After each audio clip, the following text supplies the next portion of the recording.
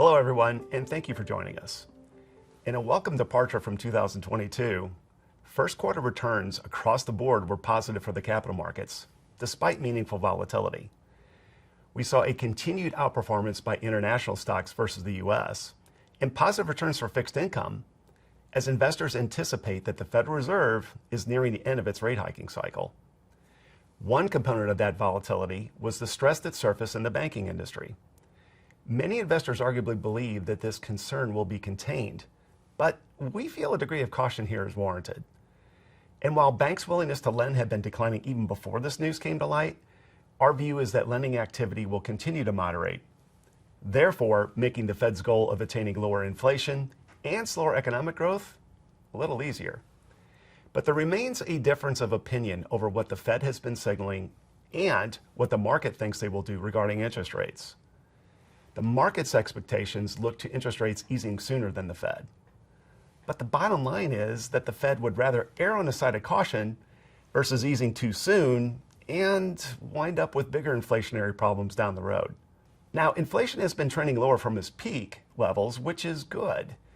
But there's more to the story, considering that key areas such as transportation, think auto rentals and repair, and recreation services, which can include anything from cable TV bills to concert tickets, remain at high levels. Beyond inflation, the Fed also remains focused on the labor market, which is still running hot as more people continue to join the labor force at levels well above pre-COVID hiring. However, one indicator that the labor issue may be cooling is that wage growth is trending lower. With all this in mind, we see a mild recession in the US for this year and modest to tepid growth around the globe, with the exception of China. Looking out to next year, we see economic growth and inflation coming more back to trend, which leads us to the notion that investors should still seek quality among the vast array of equities. During this past quarter, only 10 names delivered 90% of the S&P's total returns. But we don't believe this narrow advance will be sustained because many mega-cap stocks now are trading at expensive levels relative to the broader market. We feel quality will be paramount as the year advances, which runs counter to what occurred in some segments of the market in the first quarter. Some low-quality stocks actually performed quite well, such as non-profitable technology companies. But when concerns over economic growth became top of mind midway through the quarter, these stocks lagged meaningfully. And earnings upside surprises are low and are likely to remain under pressure as tighter financial conditions and slower economic growth take hold.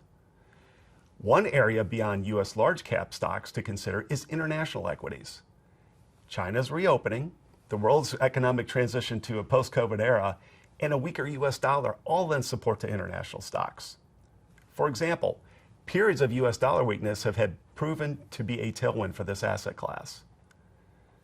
But return opportunities are not exclusive to equities, considering the higher yield environment that has enhanced the return potential for fixed income investors.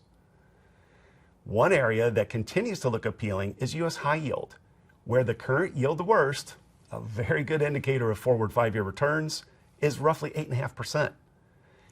And high yield fundamentals are generally on firm ground. For example, interest coverage is at an elevated level, which provides a meaningful degree of comfort that such companies can meet their interest payments on outstanding debt. Right now, that nearly 8.5% yield to worst is in the upper band of its historical range for U.S. high yield.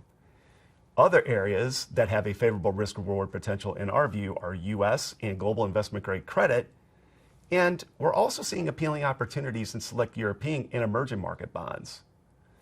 To say the least, there were many cross-currents and more items that met the eye if one were to casually observe the positive returns tallied in the first quarter. And considering the multitude of unknowns investors are facing, a sound strategy over time has been to take advantage of select, well-researched opportunities that may lead to favorable outcomes, especially those opportunities that transcend near-term bouts of market volatility. All the best, and we will see you next quarter.